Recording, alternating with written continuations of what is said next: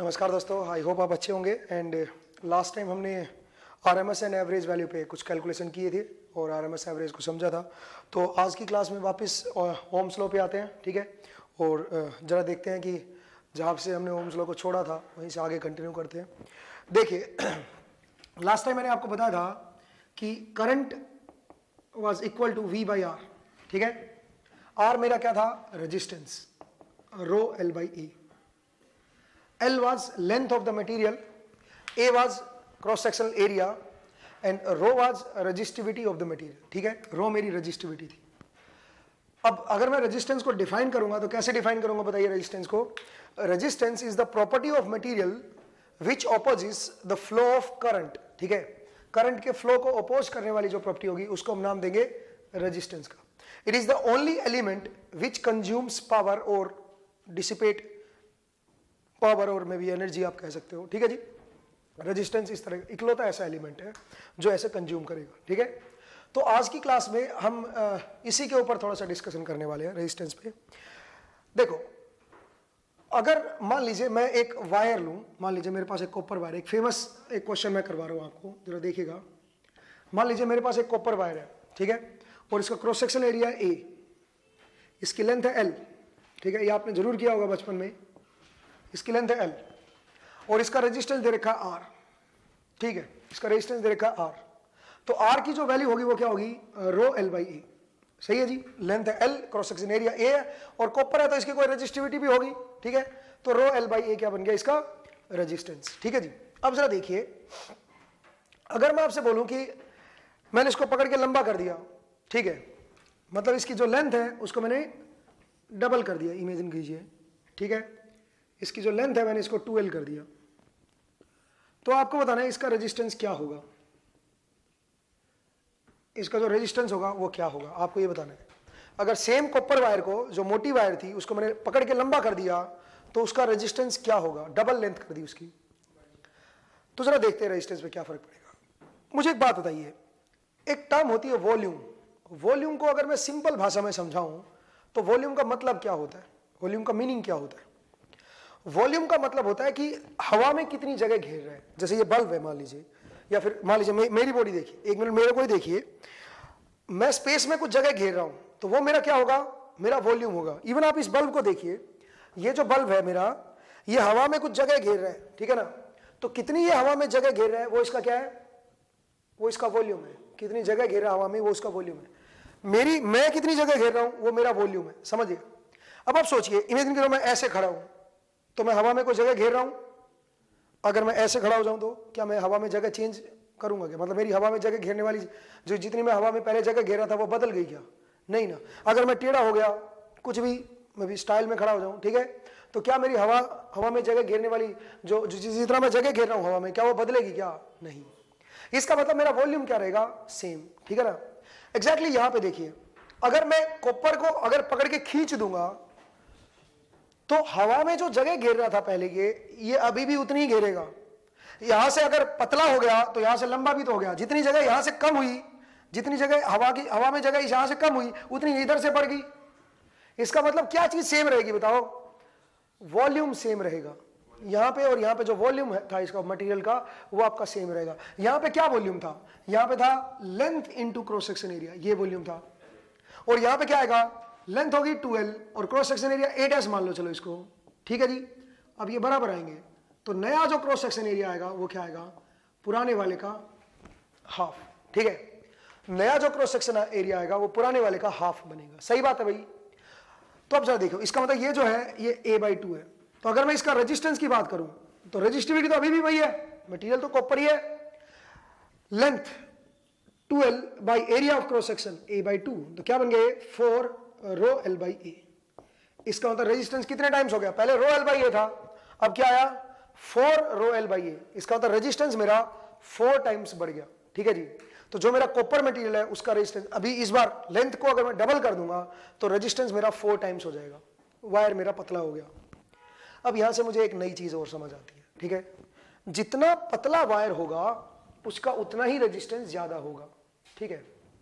और उसमें अगर आप पतले वायर में अगर ज्यादा करंट फ्लो कराने की कोशिश करोगे तो क्योंकि रेजिस्टेंस तो उसका ज्यादा है पतले वायर का, और करंट भी अगर आपने ज्यादा कर दिया तो वायर जल जाएगा, क्योंकि उसमें आई स्क्वायर आर लॉस होंगे। ठीक है, एक बार की बात बताता हूं मैं आपको, जो मेरे साथ जब मैं ग्रेजुएशन में था तो उस टाइम मेरे साथ हुई। हमारा एक फ्रेंड था, ठीक है, मैं नाम नहीं लूंगा, बट मेरा एक दोस्त होता था और सर्दियों का टाइम था। ठीक है, तो हुआ ये कि सर्दियों में हीटर यूज करते जनरली हॉस्टल में। ठीक है, तो हम लोग हीटर हमने चला रखा था। हीटर की पावर जो थी वो 1000 वोल्ट थी। ठीक है, और आपने देखा होगा कि पहले ना बहुत ऐसे पतले पतले वायर आते थे। ठीक है, अभी भी आते हैं, जो बल्ब के लिए यूज करते हैं और ऐसे एक दूसरे के ऊपर लिपटे रहते हैं। मतलब मैं चाहता हूँ इसको जूम करें एक बार। ठीक है, तो जरा देखिए, मे भी आपने जरूर देखे होंगे, ऐसे पतले पतले वायर होते थे, सेम वायर है, जैसे ये वायर मैंने ले रखा है ऐसे, और एक दूसरे के ऊपर ऐसे ओवरलैप होके आते हैं। आप मार्केट में जब जाते होंगे बल्ब के लिए तो मेरे ख्याल से ये आपको मिलते होंगे, कई बार बोलते होंगे सस्ता वायर होता है बेसिकली। तो पुराने ऐसे होते थे कि सस्ते से काम चल रहा है तो क्यों महंगा खरीदे। ठीक है ना, तो ये कंसेप्ट होता था। तो एनीवे चलिए वापस आते हैं। तो मैंने बताया कि हीटर हम लोग चला रहे थे। ठीक है, हीटर हमें चलाना था। हीटर था करीबन 1000 या 1500 वोट का अप्रोक्सीमेटली, अब मुझे इतना याद नहीं है, बट 1500 वोट के तकरीबन हीटर आते हैं। ठीक है, तो हीटर हमें चलाना था। अब जो वायर खरीदा हमने वो बिल्कुल पतले वाला वायर, जो सस्ता वायर था। ठीक है, क्योंकि पैसे नहीं होते थे जेब में। ठीक है, तो हमने वो सस्ता वायर खरीद लिया कि चलो इससे काम चल जाएगा। ठीक है ना, अब इस वायर को अगर आप देखोगे तो इसमें जो कॉपर होता है वो बहुत पतला होता है, बहुत बहुत पतली लेयर होती है, मतलब ये ज्यादा करंट को हैंडल नहीं कर सकता।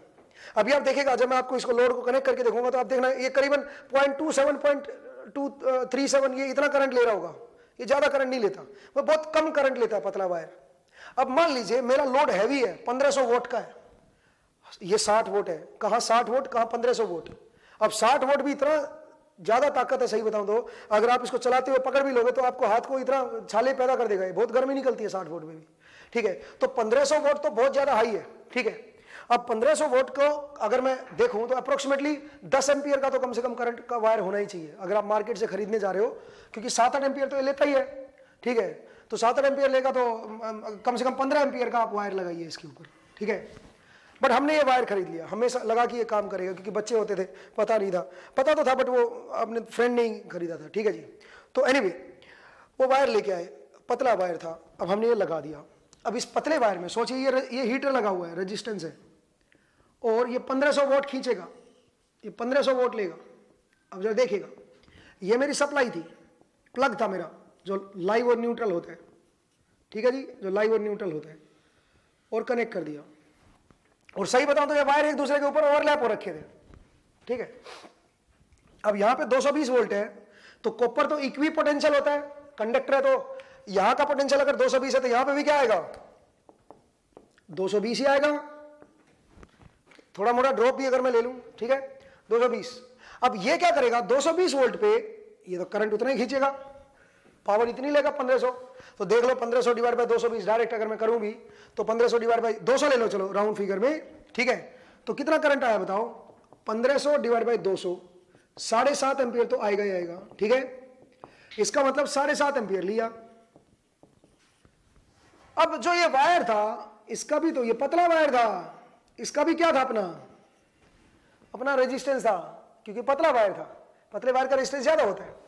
अब इस 7.5 की वजह से 7.5 का स्क्वायर इंटू आर, इतना पावर लॉस हुई इसके अंदर। आई स्क्वायर आर होती है ना, आई आरएमएस का, ये आरएमएस वैल्यू है भाई, ये आरएमएस वोल्टेज से आरएमएस वैल्यू आई, क्योंकि पावर में हमेशा आरएमएस करंट निकलता है। ठीक है ना, power divide by RMS voltage, RMS current, ये आरएमएस करंट है, तो आई आरएमएस का स्क्वायर इंटू आर। ये पावर लॉस हुई वायर के अंदर, इसका मतलब जिस वायर में करंट फ्लो हो रहा था इस वायर में पावर लॉस हुई, ये गर्म हो गया, और गर्म होने से जो इसका बीच का जो प्लास्टिक था ये रेड और ब्लैक, वो पिघल गया, और पिघलने से क्या हो गया, ये शॉर्ट हो गया। इसका मतलब बीच में ही शॉर्ट हो गया, शॉर्ट होते ही एकदम से आग लग गई वहां पे। ठीक है, तो इसका मतलब ये डेंजरस है। तो कभी भी हैवी लोड पे पतला वायर नहीं यूज करना है। ठीक है, क्यों, क्योंकि पतले वायर से क्या होगा बताओ, पतले वायर का रेजिस्टेंस ज्यादा है, उसके अंदर ही इतनी हीट पैदा हो जाएगी करंट फ्लो होने से कि वो आग लगा देगा। इसलिए जब भी आप एसी को देखते हो, जब भी आपके एसी कनेक्ट होते हो, एयर कंडीशनर जो भी होते हैं आपके घरों में जो लगे होते हैं, ठीक है, या फिर हैवी लोड मोटर लगी होती है, बड़ी हैवी मोटर लगी होती है, तो वहां पे क्या करो, आप ये देखिए कि करंट रेटिंग कितनी चाहिए, उसी के हिसाब से फिर आप वायर यूज कीजिए। अगर आप मार्केट में जाते हो ट्रांसफॉर्मर खरीदने, जैसे 12 वोल्ट हमें जनरली 12 वोल्ट डाउन करनी होती है सप्लाई, तो 12 वोल्ट के ही हम ट्रांसफॉर्मर जनरली खरीदते हैं। ठीक है ना, तो हम जाके दुकान वाले को बोलते हैं कि भाई जो इलेक्ट्रिकल शॉप जो होती है उसको जाके हम बोलते हैं भाई हमें 12 वोल्ट का ट्रांसफॉर्मर चाहिए जो 220 से 12 बना दे। अब वो आपसे एक बात पूछेगा कितने एम्पियर का, ठीक है, इसका मतलब आप सेकेंडरी साइड कितना एम्पियर लेना चाहते हो, इस साइड कितना एम्पियर लेना चाहते हो। अगर आप बोलोगे 0.5 एम्पियर का तो सस्ता पड़ जाएगा। किसके किसके कंपैरिजन में सस्ता पड़ेगा? 1 एम्पियर के कंपैरिजन में। क्यों? क्योंकि 1 एम्पियर में के केस में ये मोटा वायर होगा, इसका कॉपर वायर जो सेकेंडरी वाइंडिंग होगी ना ट्रांसफार्मर की वो मोटी होगी। ऐसे 2 एम्पियर अगर मैं बोलूं तो और मोटी होगी, ऐसे 3 एम्पियर बोलूंगा तो और मोटी होगी, और जितनी मेरी वाइंडिंग मोटी होती जाएगी उतना कॉपर भी तो ज्यादा लगेगा, इसलिए वो ट्रांसफार्मर उतना ही क्या होता जाता है, महंगा। समझ आया? तो इसलिए आपको रेटिंग भी बतानी पड़ती है कि कितने एम्पियर का मुझे ट्रांसफार्मर चाहिए। जैसे मैंने ये ऑटो ट्रांसफार्मर जो बनवाया, ठीक है, ये बेसिकली 3 एम्पियर का है, ठीक है, 3 एम्पियर तक का है, तो इसका उसी के हिसाब से इसकी वाइंडिंग हुई है, ठीक है। मे भी आप देख सकते हो इसकी जो मोटाई है कॉपर वायर की, ठीक है, अगर मैं बोलूँ कि जूम करे तो थोड़ा सा अगर जूम करे तो इनके वायर की मोटाई दिखा सकते हैं। ये 3 एम्पियर की ये है, ठीक है, इसका नंबर होता है बेसिकली वायर का, ठीक है ना। तो वो मैंने खैर वो बनवाया वहां से। तो एनीवे, तो मैंने आपको बताया कि करंट रेटिंग के हिसाब से हमारी वायर की मोटाई डिसाइड होती है, ठीक है, करंट रेटिंग के हिसाब से हमारे वायर की मोटाई डिसाइड होती है, करेक्ट है। तो चलिए अभी अब जरा वापिस आते हैं। तो इसलिए जब भी हैवी लोड हो, ठीक है, जब भी आपका करंट ज्यादा फ्लो हो रहा हो, मोटा वायर हम वहां पे यूज करेंगे, पतला नहीं करेंगे, क्योंकि जितना क्रॉस सेक्शन एरिया पतला करोगे उतना रेजिस्टेंस आपका बढ़ जाएगा, जितना कम होगा उतना रेजिस्टेंस ज्यादा होगा और उतनी हीट लॉस फिर उसमें एक्स्ट्रा होगी, तो ये फायदेमंद नहीं है। चलिए आगे बढ़ते हैं। नेक्स्ट जरा देखिए दोस्तों,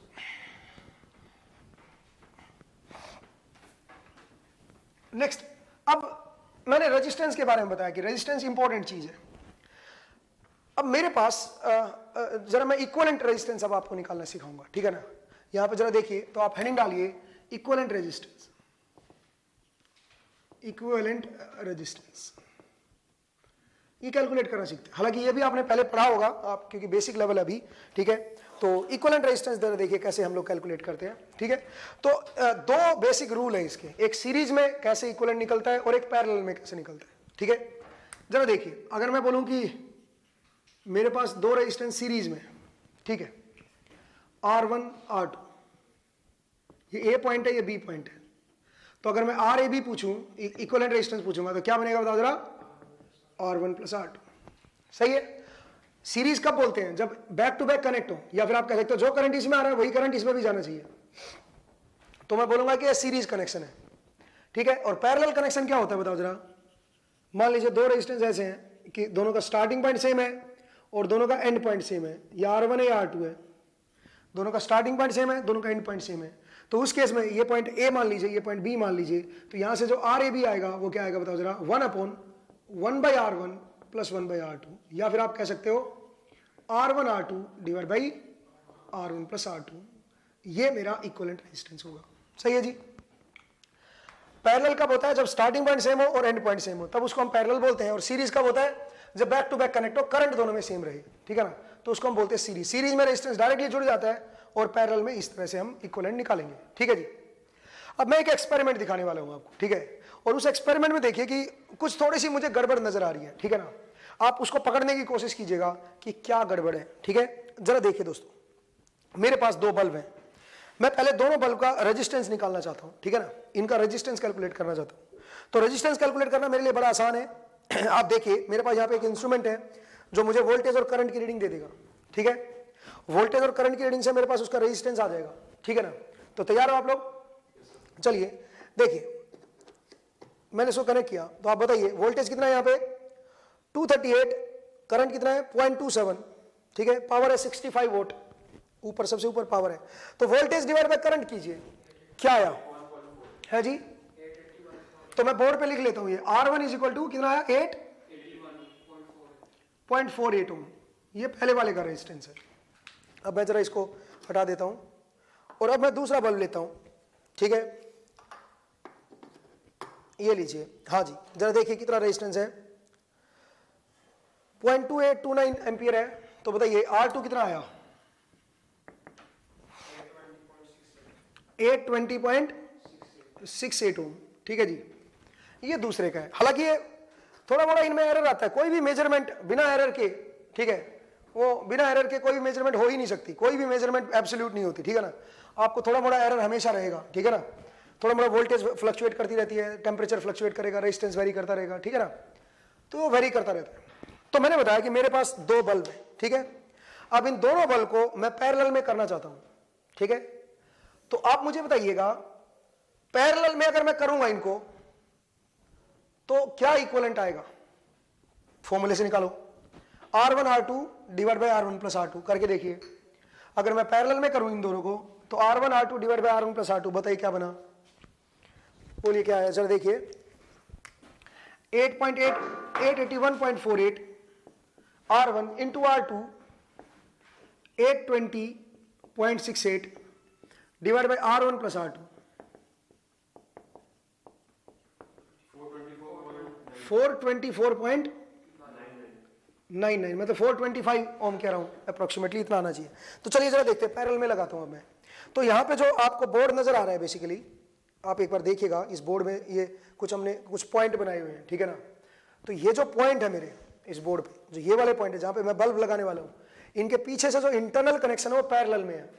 तो एक काम करता हूं, मैं दोनों बल्ब को इन्हीं में लगा देता हूं, अपने आप क्या बन जाएगा, पैरेलल बन जाएगा। तो जरा देखिए, एक बल्ब मैंने यहां पे लगाया और एक बल्ब मैं चाहता हूं कि कैमरा यहां पे जूम करे रीडिंग पे, ठीक है। तो अब जरा देखिएगा, आप मुझे बताइए वोल्टेज कितनी है 237, करंट कितना है 0.56, तो रेजिस्टेंस बताइए 421.42, थोड़ा मोड़ा एरर चलता रहता है, मैंने आपको बताया ना, इसमें प्लस माइनस थोड़ा मोड़ा रहेगा, ठीक है ना। तो चलिए अब जरा देखिए बोर्ड पे आइएगा।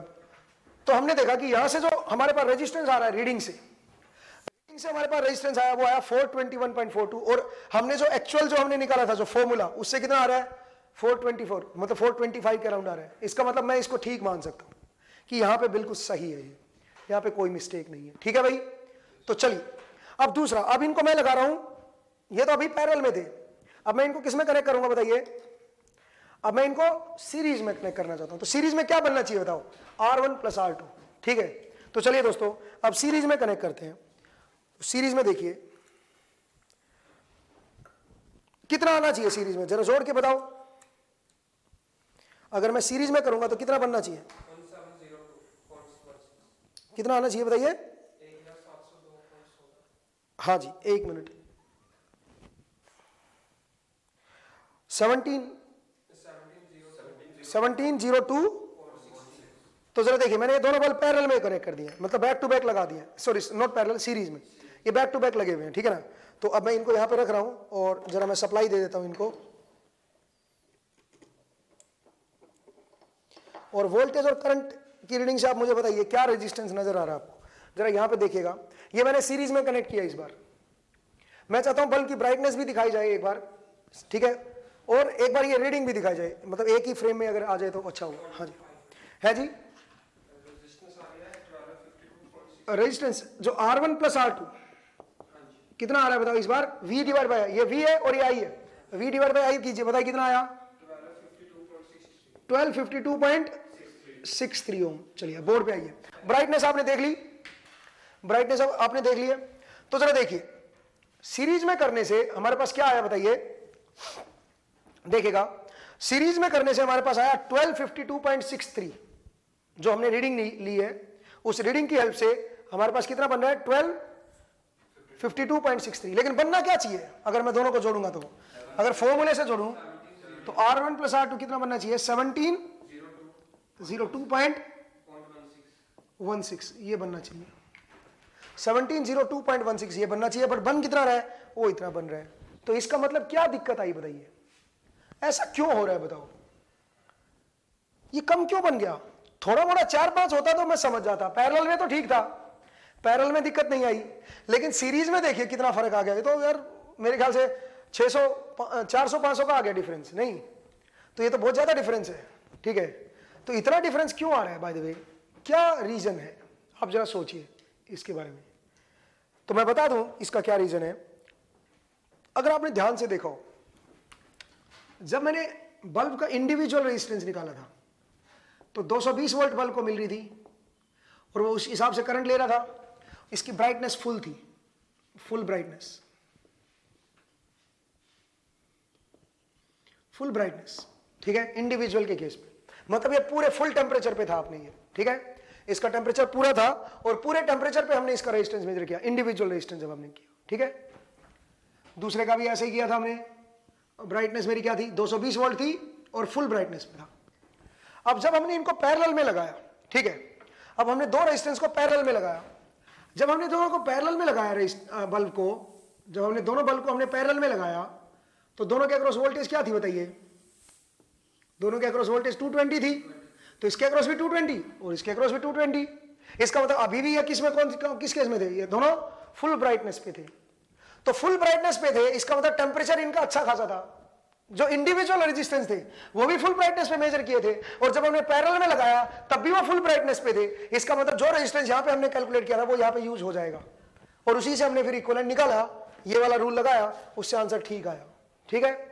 बट जब आप सीरीज में लेते हो, सीरीज में लेने पे क्या दिक्कत आई? इनकी ब्राइटनेस डाउन होगी। आपने शायद ऑब्जर्व किया, मैंने बोला भी था कि ब्राइटनेस को ध्यान से देखिए, तो ब्राइटनेस जो थी वो डाउन होगी। ब्राइटनेस डाउन होने का मतलब है इनका जो रेजिस्टेंस है इंडिविजुअल जो आपने मेजर किया, अब वो काम नहीं करेगा। क्यों? क्योंकि वो तो फुल टेम्परेचर पे किया था आपने, जब ब्राइटनेस फुल थी उस टेम्परेचर पे निकाला था, और उस टाइम टेम्परेचर ज्यादा था तो रेजिस्टेंस भी ज्यादा था। लेकिन अब यहाँ पे ब्राइटनेस डाउन हो चुकी है, यहाँ पे अब कम है टेम्परेचर, ठीक है। अब टेम्परेचर कम होने की वजह से इनका जो इंडिविजुअल रेजिस्टेंस है वो भी क्या है? कम है। तो अगर आप जोड़ोगे तो नेट आंसर भी कम आएगा, समझ रहे हो। जबकि आप इसको जोड़ के देख रहे हो तो इतना आना चाहिए, ये तो तब आएगा जब ये फुल ब्राइटनेस पिछली वाली ब्राइटनेस पे चलते रहे, ठीक है। बट असल में पिछली वाली ब्राइटनेस पे नहीं चल रही अब ये तो डिम बल्ब है, डिम चल रहे हैं, तो डिम है तो फिर इसका रेजिस्टेंस ही आएगा। आई होप आपको समझ आएगी ऐसा क्यों हो रहा है, ठीक है। तो मैंने आपको बताया कि रेजिस्टेंसेस जो होते हैं वो वेरी करते रहते हैं टेम्परेचर के हिसाब से, फिक्स नहीं होते हैं, ठीक है। चलिए आगे बढ़ते हैं। सीरीज पैरेलल मैंने आपको बताया, अब जरा इसका इक्विवेलेंट निकालना सीखते हैं। मैं रब कर दूं इसको रब कर दूं भाई। चलिए जरा देखिए, तो दो कॉम्बिनेशन मैंने बताया, एक सीरीज कॉम्बिनेशन और एक पैरेलल कॉम्बिनेशन, ठीक है जी। अब जरा देखिए, कई बार क्वेश्चन बहुत इजी आ जाता है, ठीक है। कई बार क्वेश्चन इतना इजी आ जाता है कि आप डायरेक्टली उसको मतलब कर लेते हो, सीरीज पैरेलल आपको डायरेक्टली नजर आ जाता है, तो आप उसको सीधा सीधा सोल्व कर लेते हो। जैसे कि देखिए, मान लीजिए मैं बोलूं मेरे पास क्वेश्चन कुछ इस तरह का है,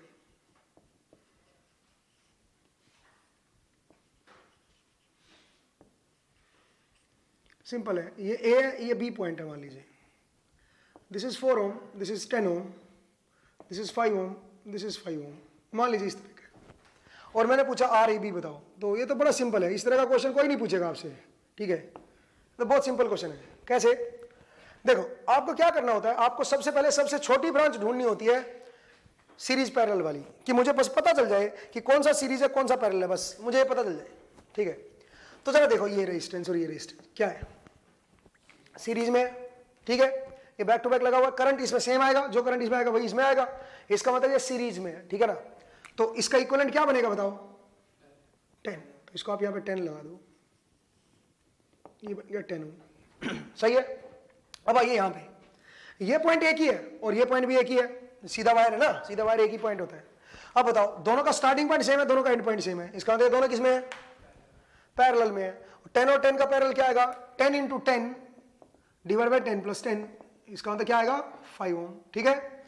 बराबर रेजिस्टेंस जब भी होते ना, तो इक्विवेलेंट निकालने के लिए क्या करो, उनके नंबर से डिवाइड कर दो, बस जो वैल्यू होती है उसके नंबर से डिवाइड कर दो, पता है सबको। 10 इंटू 10 डिवाइड बाई 10 प्लस 10, ठीक है ना, 5 ओम। तो इसका मतलब इनकी जगह पे क्या रिप्लेस कर दूं बताओ? 5 ओम। अब बताओ क्या बनेगा इक्विवेलेंट? तो सीरीज हो गया, क्या आया? 9। तो सिंपल आंसर कितना आ गया? 9 ओम, ठीक है जी। आसान केस था, ठीक है, इजी क्वेश्चन था। बट हर बार ये ऐसा इजी नहीं पड़ता है, ठीक है। हर बार आपको ये इजी नहीं पड़ेगा। कई बार क्वेश्चन ऐसे आते हैं कि आपको पता नहीं चलता कि कौन सीरीज है कौन पैरेलल है, ठीक है। तो ऐसे क्वेश्चन का क्या करें, जब आपको पता ही ना चले कि कौन सीरीज है कौन पैरेलल है, तो वो जरा देखिए, उस केस को जरा समझते हैं। देखिए दोस्तों, देखिएगा, मान लीजिए मेरे पास कुछ इस तरह का फिगर है, ठीक है, कुछ सर्किट डायग्राम कुछ इस तरह का दिया हुआ है।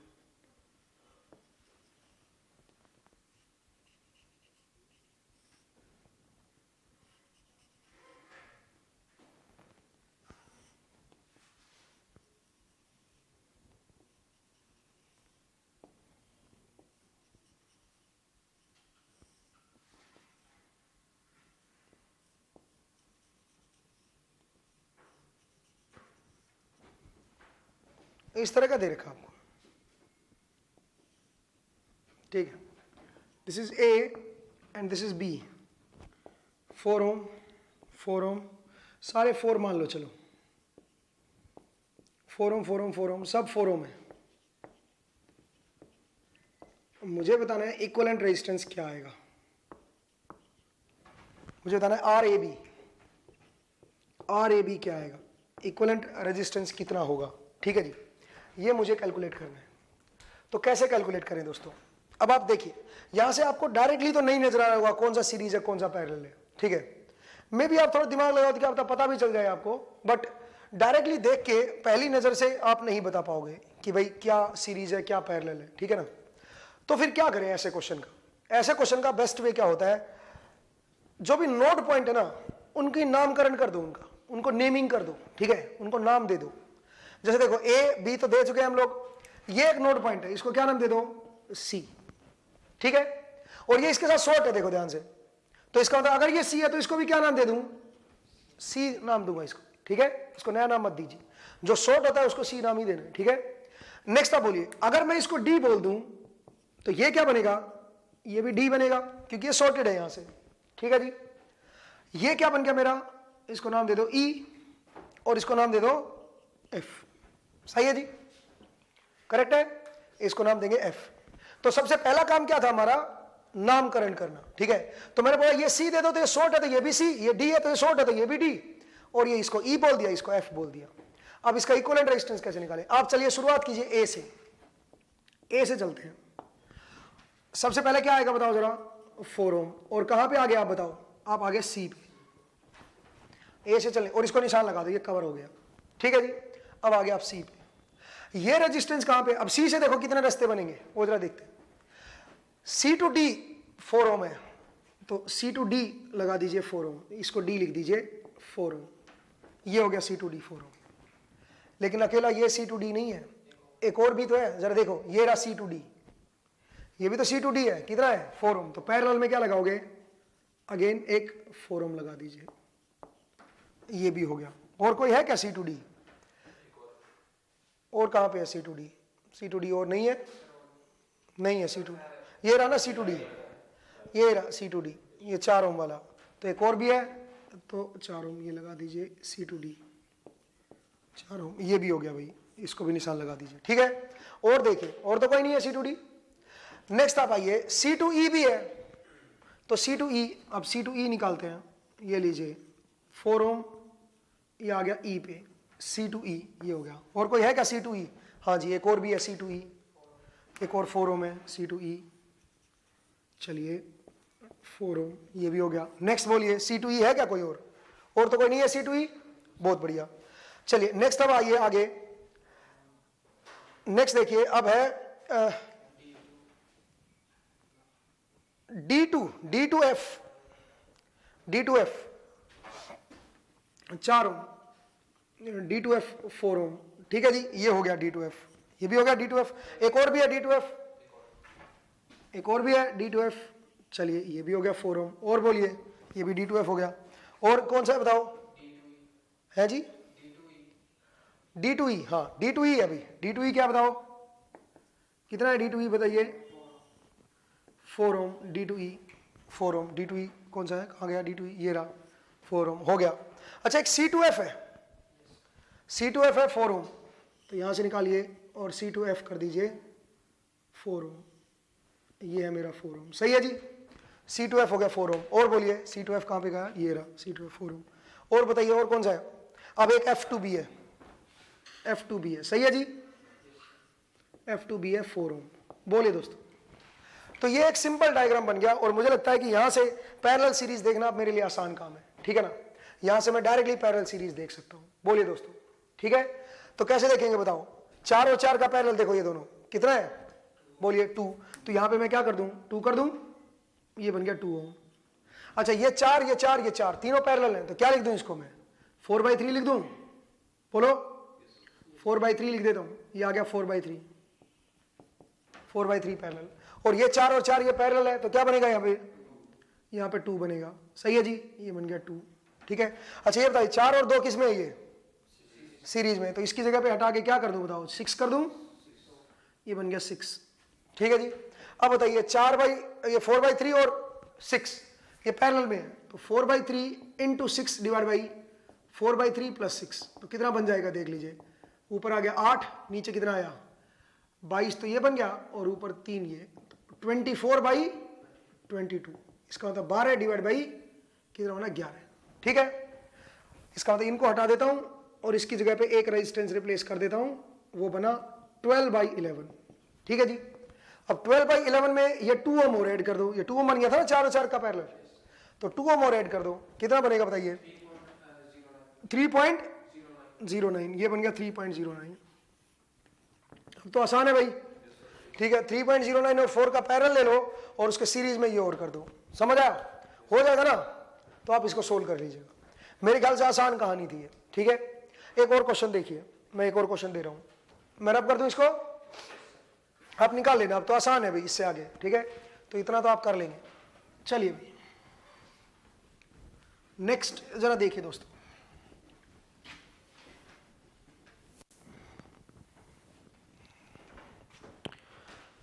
नेक्स्ट देखिए, मेरे पास कुछ इस तरह का स्ट्रक्चर है।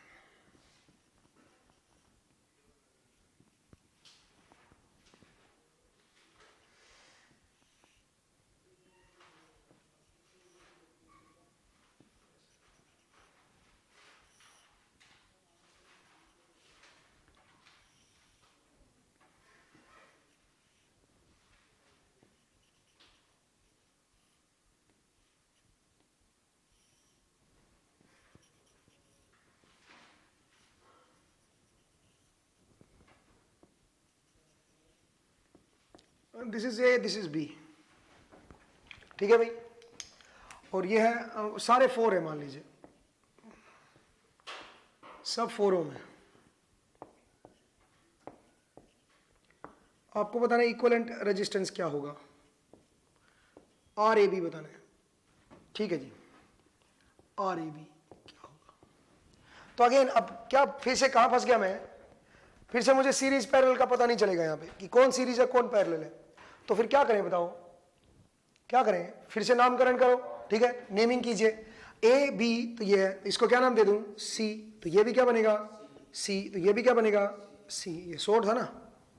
इसको मैं नाम दे रहा हूं D, तो ये भी क्या बनेगा D, और ये भी क्या बनेगा D।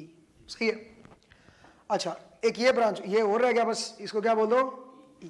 सही है जी, आसान काम था। ठीक है, तो सबसे पहला काम क्या था, नाम करना, नेमिंग करना। ठीक है, अब उसके बाद देखिए, अब यहां से बनाना शुरू करेंगे। ठीक है, अब पाथ मेथड लगाइए, आप अपना नाम रख सकते हो, मैंने इसको पाथ मेथड बोला है। ठीक है, आप कोई अपना नाम दे दीजिए इसको। ठीक है, कोई दिक्कत नहीं। बोलिए भाई, ए से चलिए, कितना है बताओ 4 ओम, कहां पे आगे सी पे। ठीक है, ए से चले सी पे आगे आया 4 ओम। ठीक है, अब सी से देखिए कितने रास्ते हैं, C to D 4 Om, C to D 4 ओम आ गया, ये बन गया, और ये भी बन चुका है। ठीक है, अच्छा ये भी तो C to D है। ठीक है, C to D ये कितना आया 4 ओम, बहुत बढ़िया भाई, C to D 4 ओम, ये भी आ गया। नेक्स्ट बोलिए, ये D to D है, ये नहीं छेड़ दें, जो पॉइंट वहीं से स्टार्ट और वहीं पे खत्म हो जाए, इसका मतलब दोनों तरफ पोटेंशियल क्या है सेम, वो इक्विवेलेंट रेजिस्टेंस में नहीं आएगा। ये ध्यान रखिए। नेक्स्ट C to D ये भी है, देखो ये 4, तो C to D ये भी 4 आ गया। ठीक है, ये हो गया। नेक्स्ट ये भी तो C to D है, एक और आ गया C to D 4 ओम। ठीक है भाई, इसको भी निशान लगा दीजिए, ये भी हो गया। एक और भी है C to D। ठीक है, एक और भी है C to D, बोलिए भाई, ये लीजिए C to D, ये वाला भी हो गया। और कोई है क्या C to D, और तो नहीं है मेरे ख्याल से। चलिए C to D हो गए। अब आइए C to E, तो C से निकल के अब कहां पे आ रहे हो आप, E पे आ रहे हो, C to E 4 ओम, ये लो जी C to E हो गया। लेकिन एक और भी है C to E, C to E एक और भी है 4 ओम, ये लगा दीजिए, ये भी C to E हो गया। और कोई है क्या C to E, हाँ एक और भी है C to E। ठीक है, तो ये सारे 4 ओम थे, ये लीजिए सारे 4 ओम है C to E। ठीक है, E तक आ गए, C to E 4 ohm, correct है। अब सुनिए, अब कौन सा रह गया, D2, ये भी होगा ना C2, सबको निशान लगा लीजिए, कोई बच ना जाए। अब ये रह गया बस कौन सा, D2B, D2B कितना है बताओ जरा, 4 ओम, ठीक है, ये आ गया। अब मुझे A और B का इक्विवेलेंट रेजिस्टेंस चाहिए, तो क्या ये काम ये यूज में आएगा बताओ, इधर ये इसका इक्विवेलेंट आएगा ही नहीं, क्यों नहीं आएगा बताओ, ऊपर वाला, क्योंकि A to B में अगर देखोगे तो केवल इधर से ही करंट जाएगा, समझ रहे हो, ऊपर जाएगा ही नहीं करंट, तो इक्विवेलेंट रेजिस्टेंस में कोई पार्टिसिपेशन नहीं दिखाएगा, समझ रहे हो मेरा पॉइंट, ठीक है। तो इसको हटा दीजिए, सिंगल ब्रांच, ठीक है, सिंगल से कोई करंट जाता नहीं है, करंट तो इधर से चल के इधर इस ब्रांच में ऐसे जाएगा आगे, ठीक है, उधर से थोड़ा ना करंट जाएगा, तो आप ये कह सकते हो कि ये इक्विवेलेंट रेजिस्टेंस में पार्टिसिपेट नहीं करेगा, केवल ये हिस्सा पार्टिसिपेट करेगा। तो बताओ इनका क्या बनेगा, 4 4, 1 2 3 4 5, 5 है ये, 1 2 3 4 5 है, तो क्या बनेगा 4/5, इक्विवेलेंट रेजिस्टेंस क्या आ गया 4/5, तो इनको हटा दो पूरे को, और यहां पे क्या आ गया 4/5 मतलब 0.8, अब ये सीधा जोड़ दो तो क्या बन गया आंसर 8.8 ओम, सिंपल कहानी थी, ठीक है भाई, आसान केस था। तो आप देखिए इक्विवेलेंट रेजिस्टेंस हमने कैसे निकाला, ठीक है, बड़ा इजी था ये। नेक्स्ट जरा देखिए दोस्तों, आगे बढ़ते हैं, मैं इसको रब कर दूं, इसको रब कर दो भाई, चलिए इसको रब करो। नेक्स्ट जरा देखिए, नेक्स्ट है आपका equivalent resistance of infinite ladder, ठीक है, equivalent resistance of infinite ladder, infinite ladder, infinite ladder का देखते हैं भाई, ठीक है। कई बार देखिए ऐसे क्वेश्चन आता है,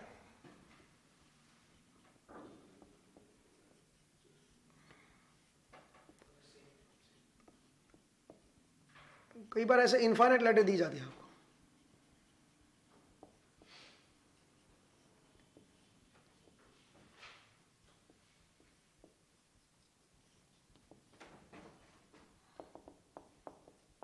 अप टू इन्फिनिटी, ठीक है जी, ये मेरा इनफाइनाइट लैडर है, और ये पॉइंट है A, ये पॉइंट है B, ठीक है जी, ये 4 2 4 2 4 2 4 2, मान लीजिए इस तरह का लैडर, इस तरह की मेरे पास कोई इनफाइनाइट लैडर है, और मुझे इसका इक्विवेलेंट रेजिस्टेंस बताना है, आपको बताना है RAB कैलकुलेट करना है इसका, ठीक है जी। तो RAB कैसे कैलकुलेट करूंगा, इसका क्वेश्चन ये है। तो जरा देखिए, आपको मैं एक एग्जांपल देता हूं, जैसे आपने जैसे कोई जी पालतू जैसे कुत्ते होते हैं, उनको हम चेन से बांधते हैं, है ना, तो बेसिकली ऐसे चेन लगी होती है ना, ऐसे चेन होती है, और इस चेन की लेंथ मान लीजिए, इमेजिन कीजिए कि चेन की लेंथ इनफाइनाइट, 1 मिनट के लिए मान लो कि इनफाइनाइट लेंथ है, बड़ी लंबी है, ठीक है।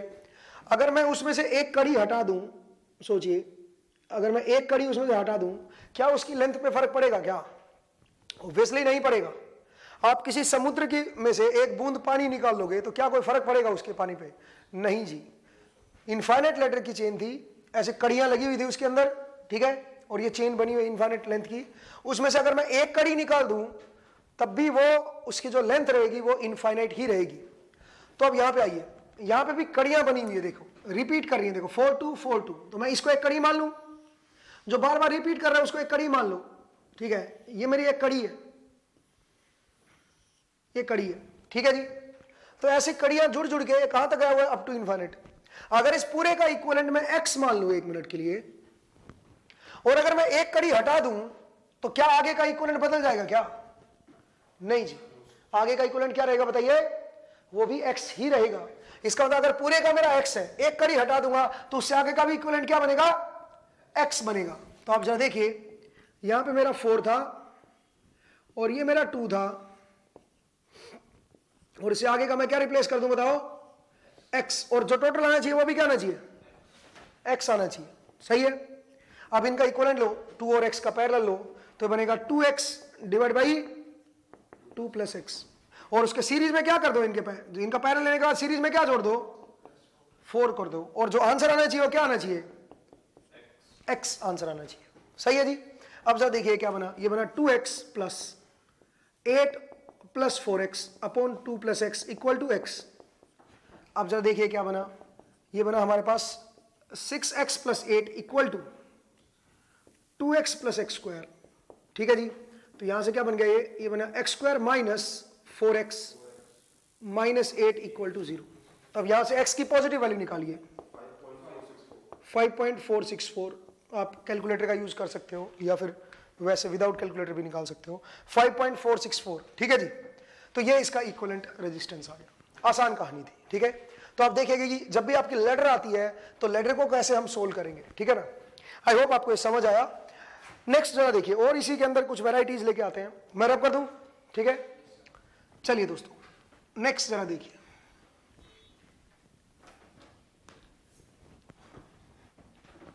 नेक्स्ट केस देखिएगा। मान लीजिए मेरे पास कुछ इस तरह का है,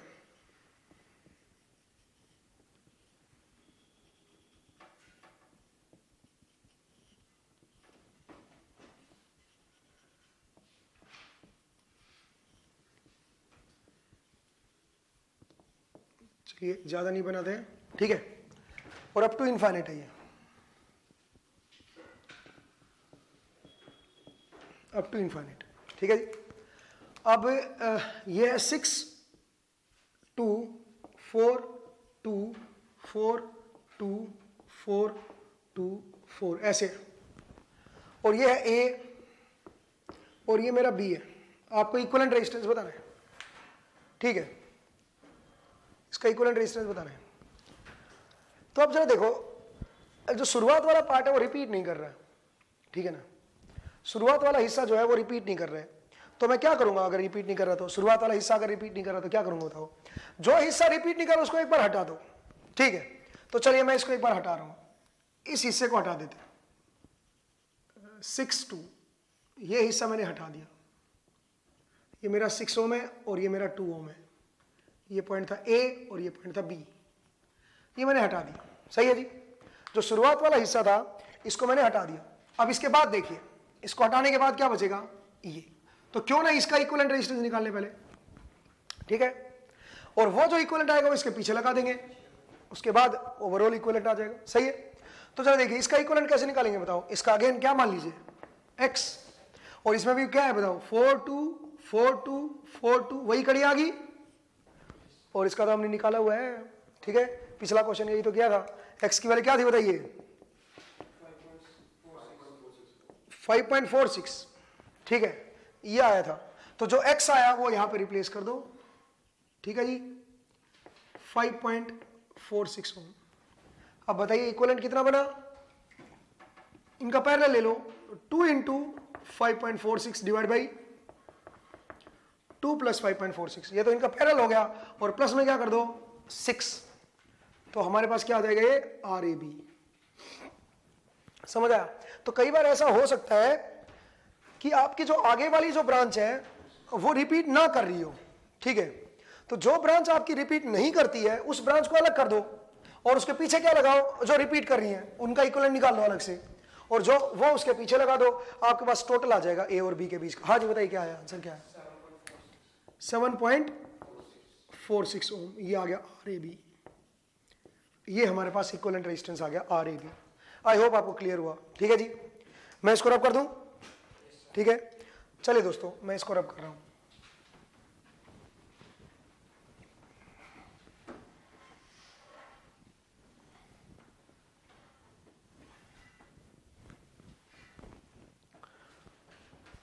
जरा देखिए अब कुछ क्वेश्चंस हैं,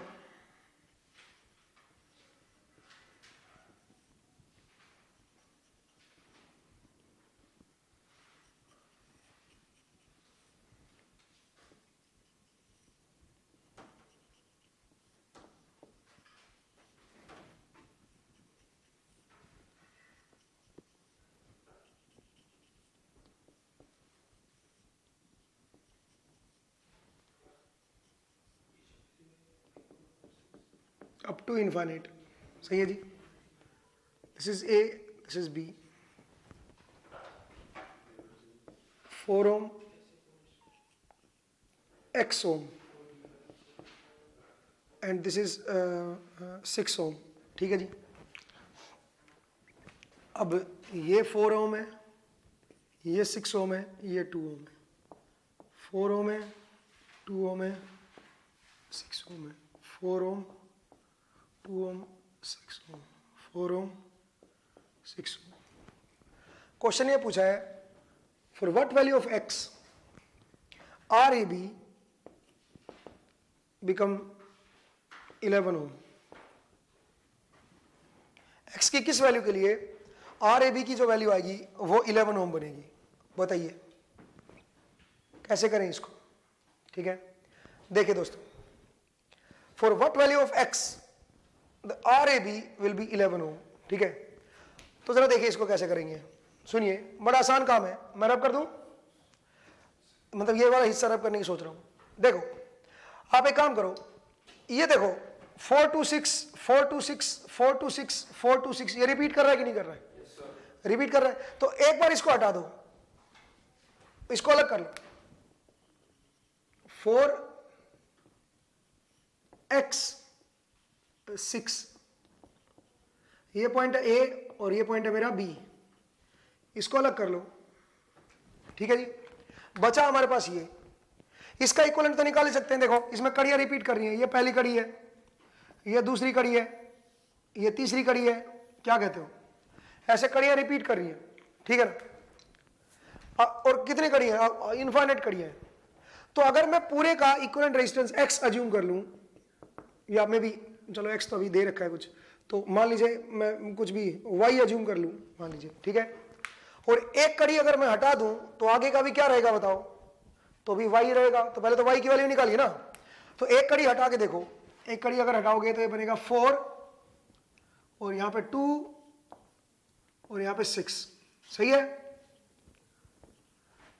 देखिए, एक कड़ी अगर मैं हटा दूं, पूरे का y है, एक कड़ी हटा दूं तो इससे आगे का भी क्या आएगा? y आएगा। तो इससे आगे क्या रिप्लेस कर दो? y रिप्लेस कर दो। और टोटल क्या बनना चाहिए? टोटल भी y आना चाहिए। सही बात है ना? पूरे का y है, एक कड़ी हटा दोगे तो आगे का भी y आएगा। तो इस आगे वाले की जगह पे मैंने y रखा दिया यहाँ पे, और टोटल का भी क्या लिख दिया मैंने? y। अब बताइए y की क्या वैल्यू आएगी? पहले तो इसको सोल्व कीजिए। ये बनेगा 2y divide by 2 plus y plus 10 must be equal to y। इन दोनों का पैरेलल ले लिया और उसके साथ 10 सीरीज में लिख दिया। That must be equal to क्या होना चाहिए? y। अब बताइए y के लिए सोल्व करते हैं तो क्या बनेगा? ये बनेगा 2y plus 20 plus 10y upon 2 plus y is equal to y। सही है जी? अब अगर मैं इसको देखूं तो ये बनेगा 12y plus 20 is equal to 2y plus y square. सही है जी? तो जरा देखिए क्या बना ये बना y square minus 10y minus 20 equal to 0। y की वैल्यू बताइए भी क्या आई? y की पॉजिटिव वैल्यू बताइए क्या आई? ठीक है, ये यहां तक का आएगा।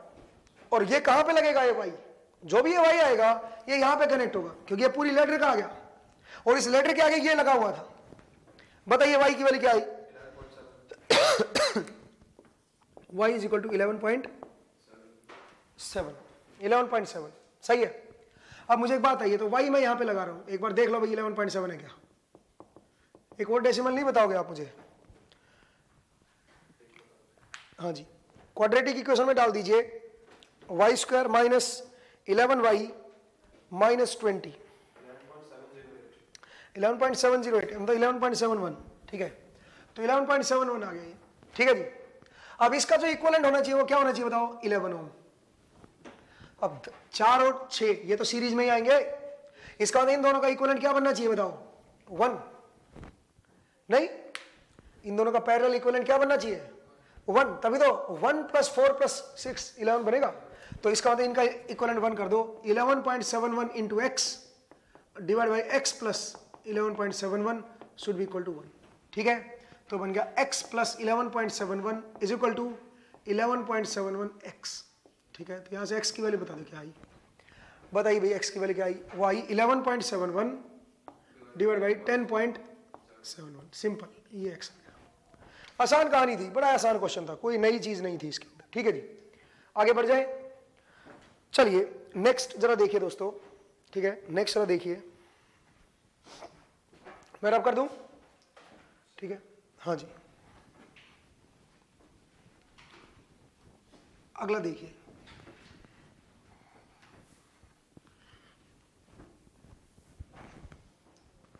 मुझे एक बात आइए, अगर मान लीजिए मैं इस तरह का केस ले लूं, देखिए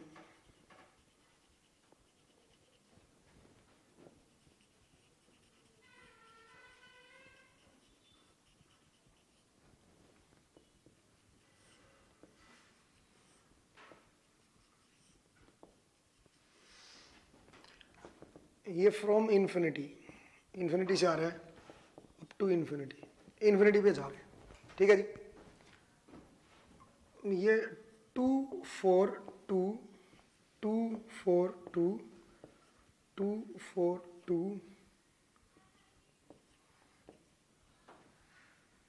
मान लीजिए इस तरह का है, ठीक है। अगर मैं बोलूं मेरे पास ये पॉइंट है, this is A1, this is B1, ये A1 B1 पॉइंट है। फिर मेरा ये पॉइंट अलग, this is A2 and this is B2, ये दूसरा पॉइंट है। और ये तीसरा पॉइंट A3 B3। अगर मैं बोलूं A1 B1 के बीच का इक्विवेलेंट रेजिस्टेंस बताओ, तो आप क्या करोगे, इधर इनफाइनाइट लैडर और इधर इनफाइनाइट लैडर, ठीक है। उसका निकला, जो इसका निकलेगा वही इधर का भी निकलेगा, सही बात है, मिरर इमेज ही तो है। और उसको इस 2 के क्या क्या आ जाएंगे, दोनों इस 2 के साथ पैरेलल में आ जाएंगे। नहीं समझे क्या, नहीं समझाया?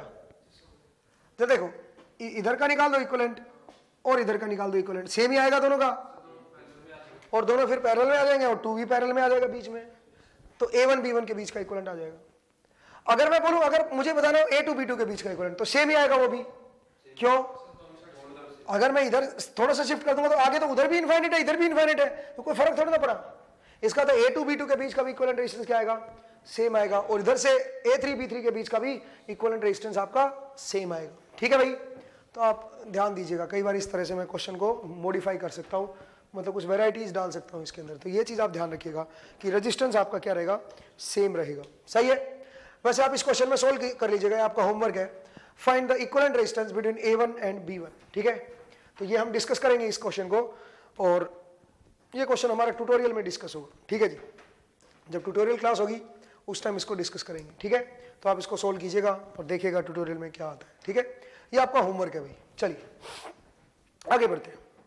नेक्स्ट आप लिखिए व्हीटस्टोन ब्रिज, ठीक है, व्हीटस्टोन ब्रिज। तो इनफाइनाइट लैडर मैंने आपको बताया कि किस तरह से इनफाइनाइट लैडर को सोल्व करेंगे, ठीक है। नेक्स्ट आपका व्हीटस्टोन ब्रिज। हाँ जी दोस्तों, तो आपने देखा कि लैडर वाला जो केस था कि लैडर के क्वेश्चंस अगर आ जाते हैं तो उनको हम कैसे सोल्व करते हैं, ठीक है। तो नेक्स्ट टॉपिक अपना है व्हीटस्टोन ब्रिज का, ठीक है, बैलेंस ब्रिज कैसे होता है। दूसरा इसमें हम सिमेट्रिक प्रॉब्लम्स अगर आ जाएं, जैसे सिमेट्रिक स्ट्रक्चर होते हैं उनका कैसे हम निकालते हैं। अनबैलेंस अगर ब्रिज आ गया तो उसका इक्विवेलेंट हम रेजिस्टेंस कैसे निकालेंगे। तो ये सारी कहानी नेक्स्ट एपिसोड में देखेंगे, ठीक है जी। कुछ नए, कुछ 1-2 एक्सपेरिमेंट्स हैं उनके साथ। तो आई होप आपको मजे आ रहे होंगे, ठीक है, आप लेक्चर्स लगा रहे होंगे, ठीक है। Thank you very much.